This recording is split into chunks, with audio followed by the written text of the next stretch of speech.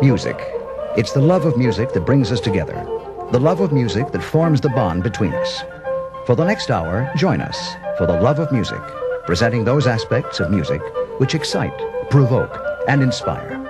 Our host today is David Dubal, WNCN Music Director, pianist, educator, and writer on music. Here is David Dubal for The Love of Music. This is David Dubal. Last week, Ronald Smith was here, and we talked about many subjects. Most importantly of those subjects was the composer Alkan. He is now back in the great halls of WNCN, and he is sitting right in front of me, smiling and ready to go, because we have more Alkan, and we also have a Liszt Transcendental Étude on the program. I don't want to give the impression that this is a specialist, because he has recorded the complete Chopin mazurkas. He has played Busoni. He plays the whole repertoire, and of course Liszt is part of that. Am I right? You are not a specialist. No, I'm not a specialist. I'd hate to be thought of as that. Your first recording actually was in the Bach triple with the great pianist Dennis Matthews, as well as the legendary master Edwin Fischer. Oh, what a thrill that was. You can imagine, see, as a schoolboy, I'd had Fischer's records. And all I really wanted to do was to meet the man. Mm-hmm. I had a letter from Walter Legge, the head of HMV. Great producer. And the great producer, and, of course, the founder of the Philharmonia Orchestra. Quite curt. Dear Mr. Smith, we are putting on a Bach concert at the Albert Hall with the Philharmonia, and we would like you to play Piano 2 in a performance of the Bach Triple Concerto. Piano 3 will be played by Dennis Matthews, who, of course, I admired enormously. He was playing the complete 48 at that time in Berlin. And Professor Edwin Fischer will conduct from Piano 1. So I was not only destined to meet Fischer, but to play with him. It was an offer you could not indeed refuse to play with. I didn't think of refusing it. The idea of making gramophone records was not in the air at that time. This was a public performance, and Fischer was playing 4 Bach concertos. Well, I can tell you, we met at Steinway's in London on a Monday for this Thursday night concert to rehearse the 3 grand pianos there. Fischer came in he had a sort of nanny who came round with him, who carried an enormous case in which he had every score of every Bach concerto with a keyboard part in it. And he really didn't know what he was playing. He had no idea. He was prepared to play any of these. So I know he said to me, he said, I play D minor concerto.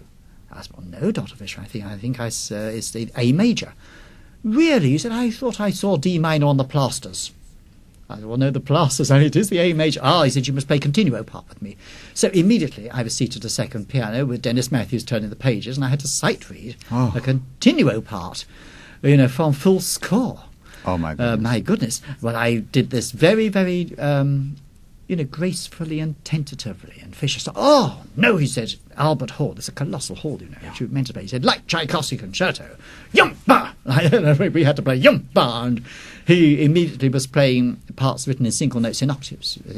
All sorts of things were spontaneously done like this. Extraordinary. But he was so marvellous. He took Dennis and I out to a meal, in the Hungarian Scherzo in Soho, and talked about Busoni. About Busoni. It was like an uncle taking 2 schoolboys. And what did he say about Busoni, just for a second? Well, one of the things he said about Busoni, which interested me very much, was he said you must not really take too much notice of his gramophone records, because he caricatured. But I rather think he was getting muddled. I think he was talking about piano rolls. Yes, because I believe so. The way he described these records, they don't relate to the only records I know by Busoni, which are believed to have been made in 1922. Yes. In fact, they weren't. I happen to know they were made in 1919. I can't tell you my reasons for this, but I did a radio programme on them. Really, thanks to Fischer. Fischer whetted my appetite. Now, Fischer spoke about Busoni. Yes. Did he at this time know that this would be a composer that you were interested in? No, not at all. No, he was talking about Busoni as a pianist. I see. And why did this Busoni have such an impact on everyone? I mean, it's just, he must have been unreal. Yes, I can tell you from various people in England where he played quite a lot, I don't believe he came to the States. I don't believe he did. He was here, yes. He did Busoni come, did he? even taught at the New England Conservatory. I didn't know this. Yeah. I didn't know this. In 1892, he was here, Yes. and he came ever after. He toured America all the time. Of course, the headliner during his years was always Paderewski. But so yes. his career, he was not happy in America at all. No, because Busoni was for the connoisseur. Yeah, But his personality must have been colossal. must have been. Because Ronald Stevenson told me a very curious thing. He did research on Busoni, and Busoni played the A-flat Polonaise of Chopin. You know, there are passages in octaves in the middle of this, Of course. and a famous passage. He said wherever he played this, whether it was Moscow, Paris, or Rome, or London, when he started these octaves, the audience began to fidget and get unnerved, and by the time he finished them, they were always standing. Now, how is this possible? It must have been some electricity in the personality. Well, he had this psychological thing happening on stage that obviously even made people nervous to hear him. Yes. Percy Waller, with whom I studied, followed him around a great deal. And he heard him play a number of Mozart concertos, conducting from the keyboard. And he said that when he walked on, you didn't notice anybody else. Your eye was fixed on his personality. And his eye seemed to be fixed on every member of the orchestra, and they played as though they were possessed. He interests me so because almost everyone I speak to about Busoni, from Otto Luning to my own teacher Arthur Lesser, everyone has just been awed by him, and he's been dead now for what, 60 years, Yes, and the yes. legend goes on. And of Yes. course, there's really no recordings of importance to Well, base there it on. are, but I mean, I would think that his recording of the 13th Rhapsody of Liszt... That's the best. I mean, Even that that's is- a cut version, though, because of It the... had to be cut because yeah. of the size of the discs in those days. Ronald Smith is my guest, and he's going to be playing at 8 o'clock tomorrow. It is tomorrow. How do you feel? Oh, I better do some practice, hadn't I? You better run over to Steinway after.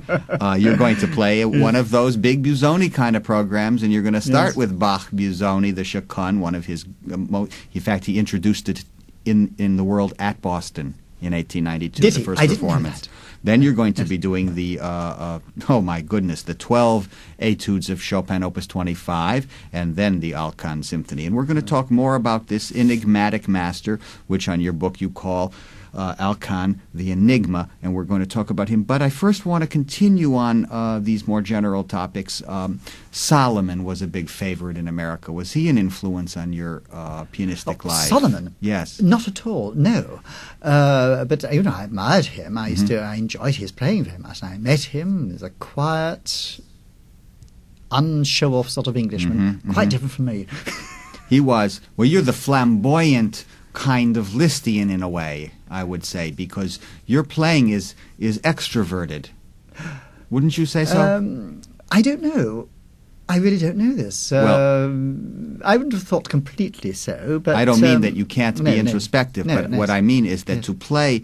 to play Alkan, you have to totally come out of yourself. Well, I think one has to project. Yeah. One has to project Alkan's personality as well as one's own, obviously, in Who public. who are other big influences on your career in the performing aspect? The pianists, this is a dreadful thing to say. I hope none of my colleagues are listening to this, but I remember discussing this and being asked this over lunch by a very great friend of mine and very fine composer, Robert Simpson. You've heard of him? Sure. Yes. Robert said, Ronald, who do you reckon are the really great pianists? And I gave him quite a considerable list of people I admired enormously. He said, they all have one thing in common. I said, what's that, Bob? He said, they're all dead. They're all dead. But How in interesting. the early days, I think very much Rachmaninoff. Yeah. I mean, does he not influence everybody? Everyone says the same thing. If Hoffman, who I only know both of these artists from gramophone records. Yes, that's right. Fischer, of course, naturally, because I played with him, and the sheer sound he produced. I can still see these flat fingers. Never a superficial sound. Everything was very solid, but very, very beautifully sung, and this lovely, great long line. And the sort of sense of sheer music making from the keyboard. I mean, people have said that Fischer and Schnabel went through life without very much technique. I think they're mistaking technique for facility, which is quite a different thing.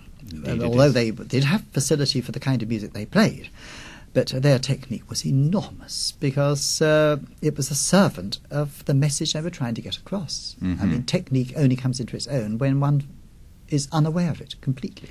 Ronald Smith is my guest today. He played last week. His New York debut, I believe, right? It was my New York the recital debut, yes. And Yes. you're following that up tomorrow night with another gigantic program. And we here are going to hear from your new Arabesque recording, which is a 3-record set. I think it just came out recently. Your book on Alkan is well known, and you are going to now play for us, although not right here, but through the amazing medium of records, the Scherzo diabolique. Give me 1 or 2 words on that one. Well, of course, it's number 3 from the largest set of studies, if these are studies, they're called studies, I suppose, ever written. Alkan produced this astounding Opus 39 in 1857. I don't know how long he'd been working on them. I should think for about 10 years. 3 of the studies make up the consecutive movements of the most titanic concerto, which I played last week. The first movement, one of these studies, number 8, takes half an hour to perform. 4 of them make up 4 movements of a symphony. We'll probably return to this. But the first 3 of these studies can be considered as normal studies. The third one has this subtitle, Scherzo diabolico. He puts it in Italian, I believe. And it's a normal scherzo, but with this diabolic in its technical expertise. It seems to be in 2 parts of the keyboard at the same time. And it's also a very macabre piece. Yes. Now, the strange thing is, there's a middle section, which we call a trio, which is very massive. The monumental, grand-sounding Alkan, huge, massive chords, much more massive, say, than the Brahms of the B-flat concerto, although it's a lot earlier. And he then returns to the opening of the scherzo, but there's a curious mark in this. He marks it to be played with both pedals depressed throughout. Now, this is not possible on a modern piano. And I've tried to reconstruct, in the technical way I've done this, on a modern piano, the kind of sound that I think Alkan would have had in mind when he wrote this piece in 1857. It's suddenly the scherzo comes back and it's a ghost, and it vanishes into smoke at the end. You mean then the Erard piano that he was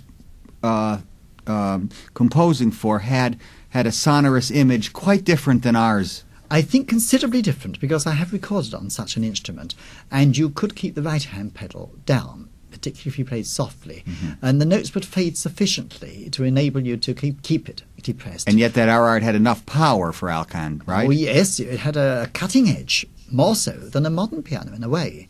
But a modern piano has more carrying power, Yes. more deeper sonority. Yes. I think it sounds very well on the modern piano. I want to hear it now. I can't wait, because I don't know this work. It's the Scherzo diabolico of Alkan, and the artist is my guest today, Ronald Smith.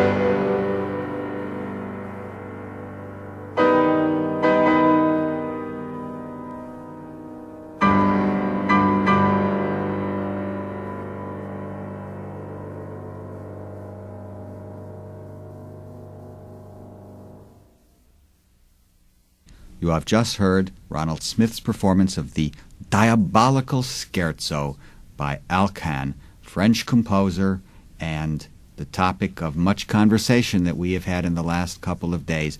Ronald, if you will wait and not leave me after these spots, or commercials as we call them, we will be right back with more discussion. Ronald Smith is my guest, and in 24 hours or so you'll be ready yourself to get on stage and play one of those gigantic programs you're famous for at Merkin Auditorium or Concert Hall. It's at 129 West 67th, and I certainly will be there plugging for you. Why do I say that? Because the idea of playing this music is just so challenging that I am a pianist in a sense, and sometimes when I hear pianists play things that are challenging, my heart rumbles. That's right, yes. And so this mountainous work that you're playing, the symphony, what is the actual timing of the whole symphony? Well, the whole symphony is just about half an hour. So your second half will be the traditional second half, Yes. based on that composer. Yes. I'll ask you this question, Ronald Smith. When did it happen? When did it happen? Do you know what I mean? When did this chemistry flow between you and Alkan, who was, 1813 to 1889? Something like that? Well, I mean, this happened thanks to the BBC and a composer I'm sure you've heard of, Humphrey Searle. Oh, yes, he loves Liszt very much, and his sonata was dedicated to Liszt. Yeah. That's right. And, of course, Humphrey would have heard the Patri programmes before the war, I think, on the air. And he became a producer in the BBC, and he thought, I think, in the early 50s, high time he had some Alkan. And he had a sort of Alkan festival. Several pianists were invited, including myself. I had not heard of Alkan, I'm ashamed to say. And this great volume arrived. And most unfortunately, I opened it at random. I saw a whole page absolutely black with notes, you know. And on 3 staves, and I looked at this, I thought, how on earth does one finger this, you see? It didn't seem to make any pianistic sense. I turned the pages back, and to my amazement, I saw study for the right hand alone. Yeah. And of course, there's one for the left hand alone, and one for the 2 hands reunited. So far as I know, the right hand study has never been played in public. Busoni played the left-hand one. Yes. Right-hand one is as near to impossible as I could imagine. You don't try that one? Well, one day maybe. I mean, life is short. One has to eat in between. Yes. The concerto, of course, was in this book, and I became absolutely intrigued by it. And I gave a broadcast 3 weeks later. I had to work very hard in a very cut version. They only gave me half an hour. How long did you realize after getting this amazing gift almost from heaven that this was one of the monuments of the musical art and so totally neglected? It took some time, because I believe I've tried to explain every work of Alkan, including the little tiny pieces. They're all different from each other.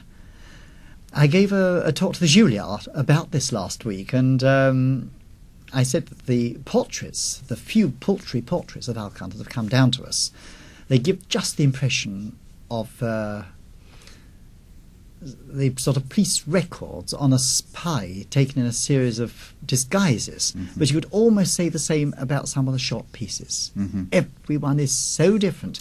But of course, when you really get to know Alkan well, but you become steeped in him, you realise this is one voice, but like a Beethoven voice. Little pieces by Beethoven, great monumental works by Beethoven are all different. There are no true string quartets that are anything like each other. That's right. Ronald, we're going to now hear a 4-minute and 30-second piece, or around that amount of time. Again, he has sometimes this wonderful... Liszt had it too, but his are even more intriguing. Alkan's titles are insane. This one is Mad Woman on the Seashore. That's right. Chanson de la Folle au bord de la mer. I must tell you about this. Yes. It's one of a set of 25 preludes published when Alkan was living as Chopin's next-door neighbour in the famous Square d'Orléans. Very fashionable place for Alkan to be. Oh, yes. Right. But he was already becoming a recluse. And Fétis reviewed these works. And he was obviously very upset by the whole set. He admired Alkan enormously. But he said, what is happening to this great man? he seems to be returning again and again to this atmosphere of melancholy. Why? Well, this piece will give you some idea of what was upsetting Fatius. I mean, just think of the kind of music that was being published at this time. Now, this austere What year is piece, this written? Well, it was written in the mid-1840s. So what was being composed? The Chopin F minor Ballade, yes, his the mazurkas. Liszt was writing his Years of Pilgrimage. That's right, yes. I mean, the Transcendentals hadn't yet come. Schumann was writing his last important pieces. Important pieces, yes. Now, this is a cold piece, an icy piece. To start with, the pianist's hands are just about as far apart as they can go, with the body sort of stuck somewhere in between.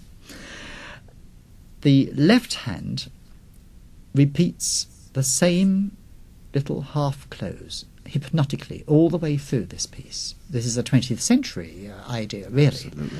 But this invokes the vast solitude of the sea. Now, high above, the mad woman's song rises to its frenetic climax. It cuts out in a haze of pedal-held sound. And then if you listen carefully, you can just catch snatches of the song as it vanishes into the continuing groundswell. A sheer impressionism, this piece. Gloomy impressionism. Gloomy impressionism. Let's hear Ronald Smith's performance of Alkan's Mad Woman on the Seashore.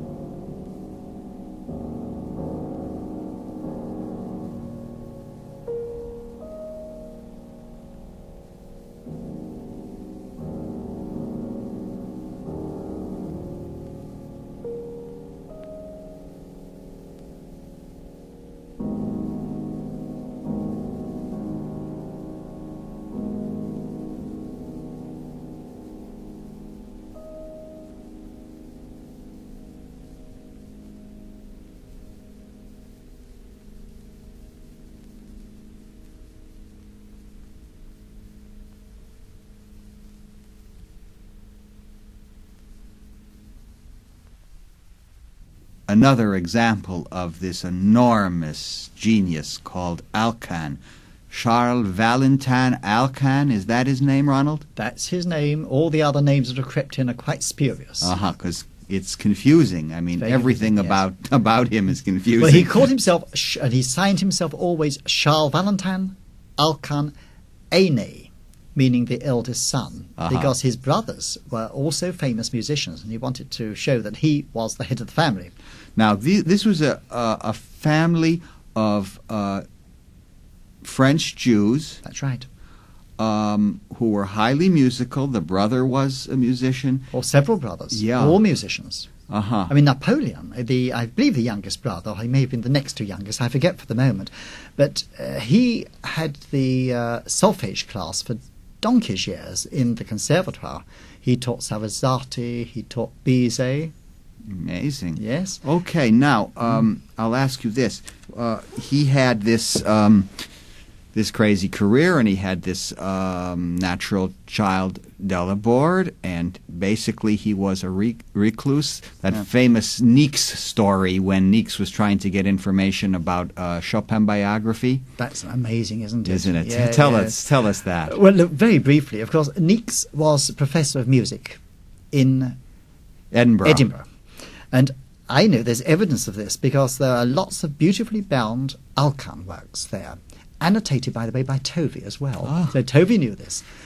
You get deeper and deeper into it. Yeah, it's almost like an inner sanctum of minds who almost kept him a secret, but yet they all knew about him. Yes. Do you know Sarabji, who of course is a great admirer, he wrote a book called Around Music. We digress slightly, but it's very interesting. He wrote a book called Around Music, and there's a chapter about Alkan in this, and it is underlined and annotated throughout by Sir Henry Wood. It's Sir Henry Wood's copy. I've seen this. So he knew this music. Most astonishing. But to get back to Niecks, Niecks, of course, had admired this music enormously, and he acquired it as Alkan published it. And he dearly wanted to meet Alkan. He knew that Alkan must be old by now. This is in the 80s, the 1880s. And he also knew that this was a pretty hazardous undertaking because Alkan was a recluse.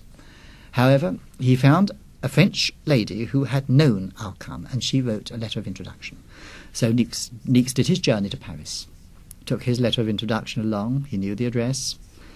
The concierge said, Mr. Alkan is not at home. And Niecks said, well, can you tell me when he will be at home? Because I'm going to be in Paris for some time, and I can fit into his sort of time scale. He said, Mr. Alkan is never at home. So Niecks, undeterred, writes a letter in his very best French, very nicely to Alkan, and has it delivered. He did receive a reply, scrawled on a piece of rough, ripped-out notepaper.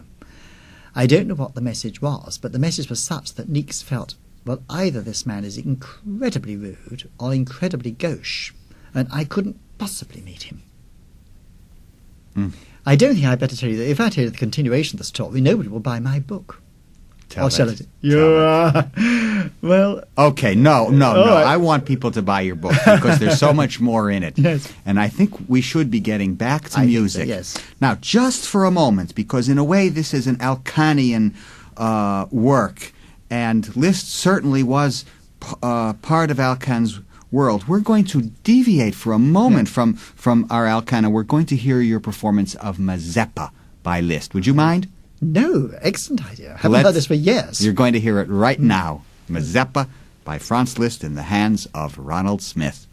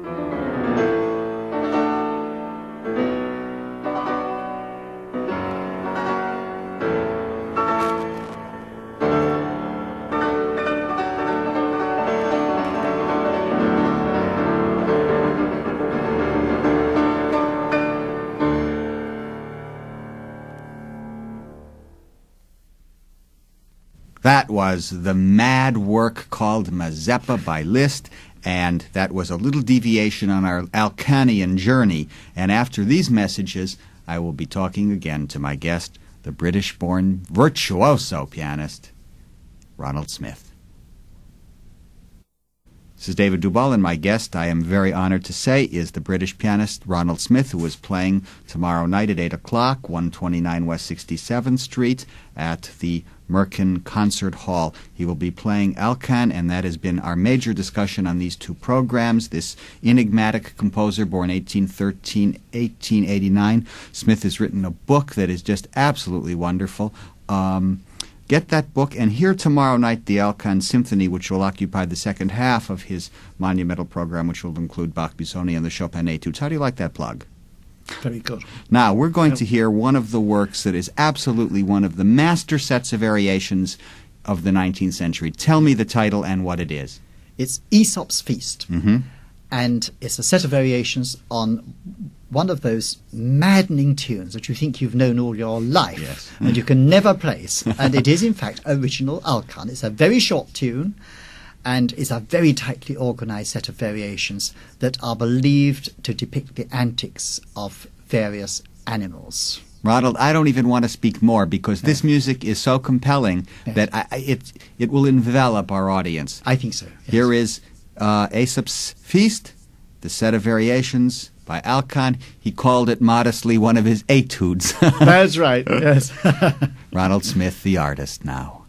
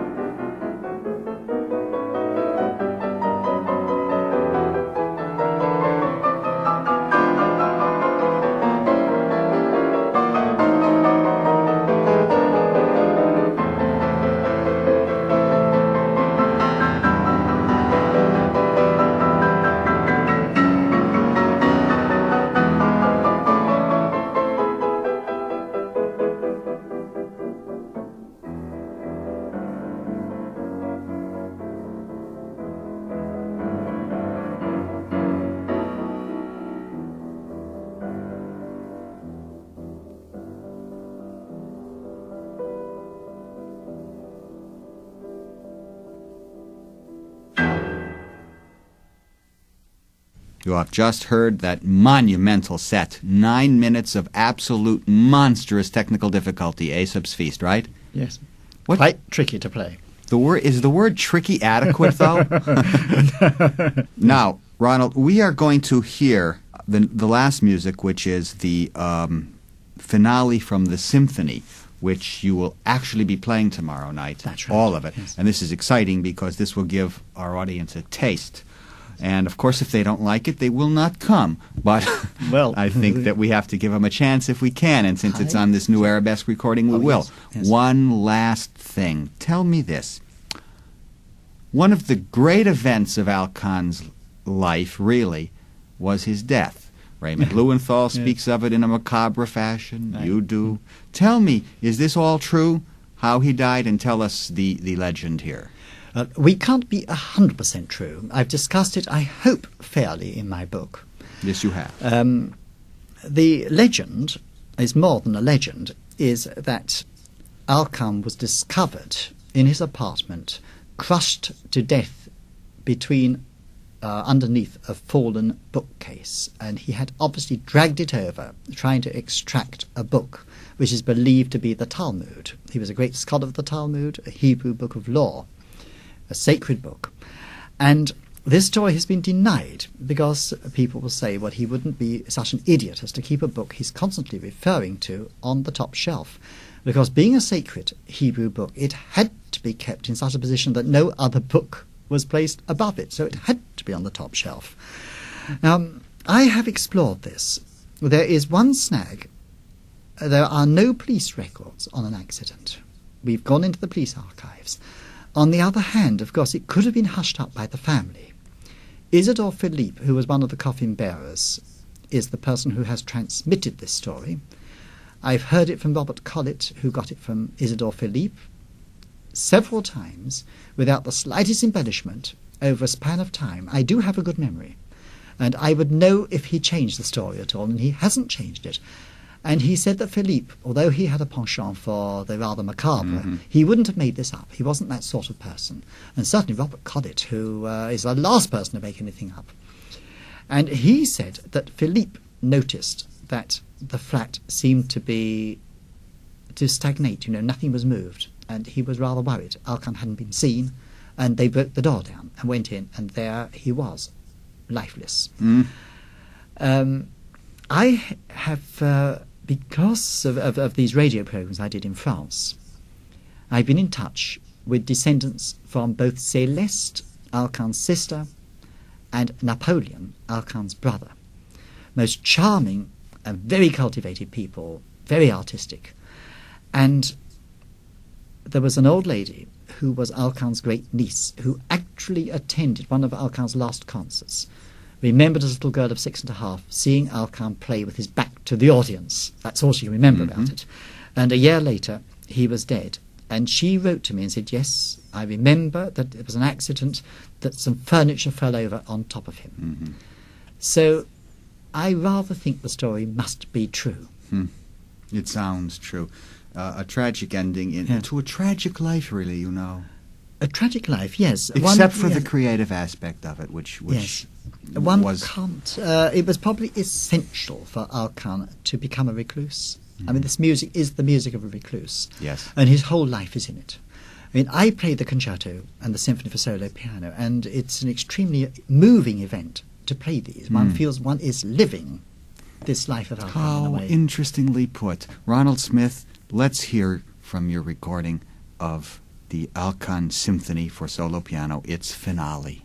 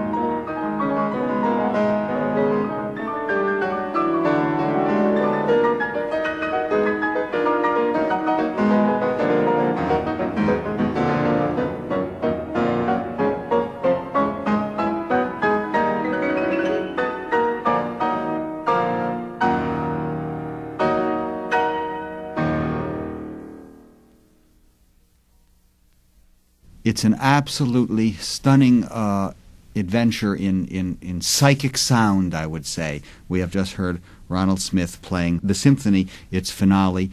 You can hear the whole of this monument tomorrow night. You better practice. I mean, how does one play these things? You light a candle to your favorite saint. Ronald, you have been a delightful guest. I have just been honored talking to you, and this subject is so intriguing. I wish you the best. I hope you come back to America very shortly, and thank you for coming and talking to me. Well, David, I've thoroughly enjoyed myself. I mean, you are the ideal host. Oh, thank you very much. And thank you for listening. This is David Dubal. For the Love of Music, with today's host, David Dubal, WNCN Music Director.